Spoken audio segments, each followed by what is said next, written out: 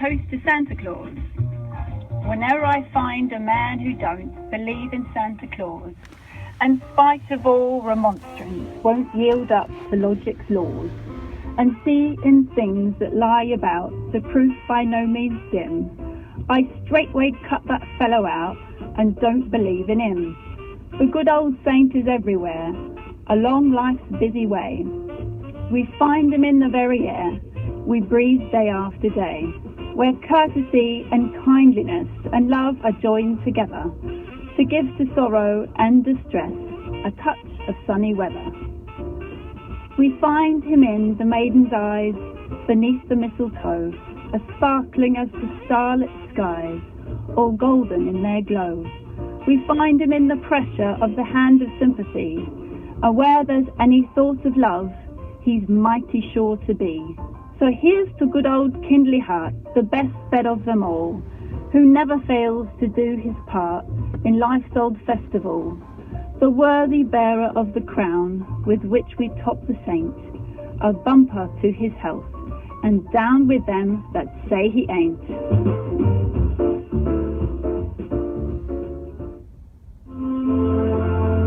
A chubby snowman. A chubby little snowman had a carrot nose. Along came a bunny, and what do you suppose? The hungry little bunny, looking for some lunch, grabbed that snowman's nose. Nibble, nibble, crunch.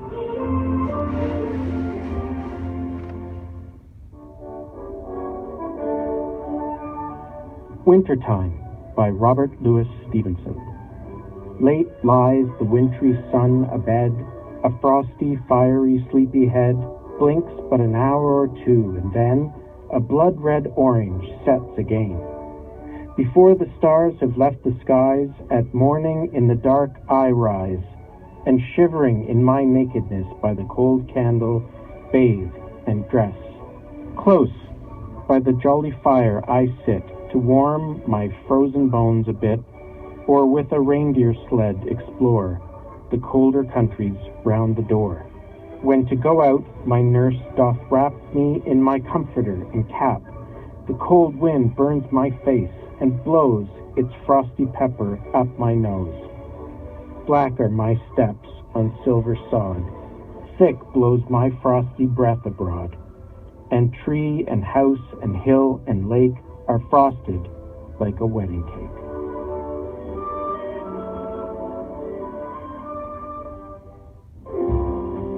The funniest face. The funniest face looked out at me from a silver ball on the Christmas tree. At first I thought it was Santa's elf, but I looked again and it was just myself. 'Twas the Night Before Christmas by Clement Clarke Moore. 'Twas the night before Christmas, when all through the house not a creature was stirring, not even a mouse. The stockings were hung by the chimney with care, in hopes that St. Nicholas soon would be there. The children were nestled all snug in their beds, while visions of sugar plums danced in their heads. And Mamma, in her kerchief and I in my cap, had just settled down for a long winter's nap. When out on the lawn there arose such a clatter, I sprang from the bed to see what was the matter. Away to the window I flew like a flash, tore open the shutters and threw up the sash. The moon on the breast of the new-fallen snow gave the luster of midday to objects below, when what to my wandering eyes should appear but a miniature sleigh and 8 tiny reindeer.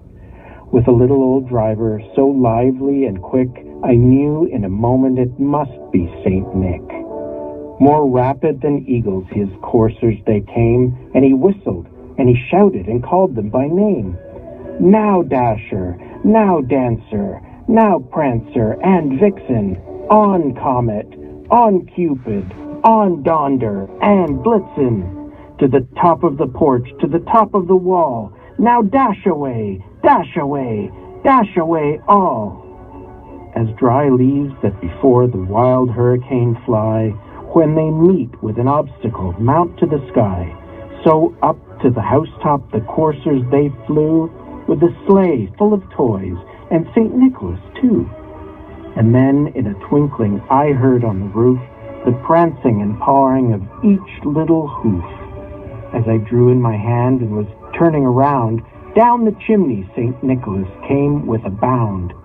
He was dressed all in fur from his head to his foot, and his clothes were all tarnished with ashes and soot. A bundle of toys he had flung on his back, and he looked like a peddler just opening his pack. His eyes, how they twinkled, his dimples, how merry!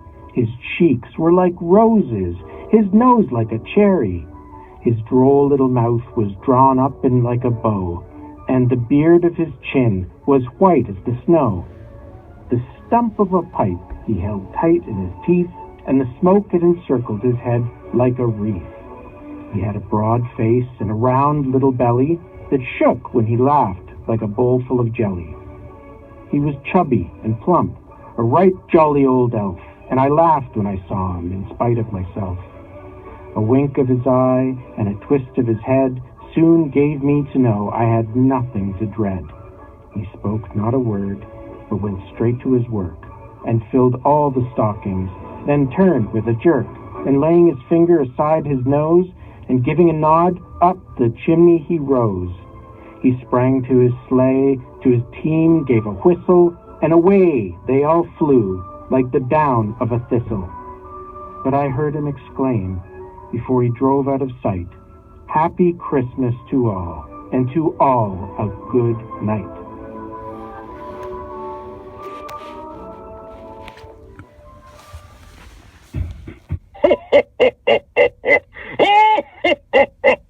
Merry Christmas! This is Santa Claus, and you have reached my personal hotline. We have been very busy making all of those toys to deliver on Christmas morning, and I want you to know that your family loves you very much, and so do I. So be good, and don't forget to always listen to your parents. When you hear the tone, please leave me your Christmas gift wishes and holiday cheer.